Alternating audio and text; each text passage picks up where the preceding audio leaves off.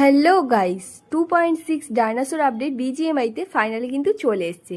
তো চলো 1 মিনিটে পুরো ইভেন্টটা দেখে নিই। এই আপডেটে থাকছে 3টে মেইন ডাইনোসর সেটেলমেন্ট ইভেন্ট, আর এর মধ্যে থাকছে বিশাল টিআরএক্স, যেটা পাবে তোমরা 2টো ইভেন্টে, আর অটো রিকল কিন্তু থাকবে 3টে ইভেন্টেই। সবচেয়ে ইন্টারেস্টিং ব্যাপার হলো টিআরএক্স একটা নির্দিষ্ট সময় নিজে থেকেই বেরিয়ে আসবে এবং যে কেউ এটাকে রাইড করতে পারবে। আর যদি টিআরএক্স কোনো গাড়ির ওপরে উঠে যায় তাহলে গাড়িতে থাকা এনিমির বাঁচার সুযোগ প্রায় নেই বলতে গেলে। এছাড়াও থাকবে 5টা প্রাইমাল জোন, যেখানে 2 ধরনের ছোট ডাইনোসরও পাওয়া যাবে।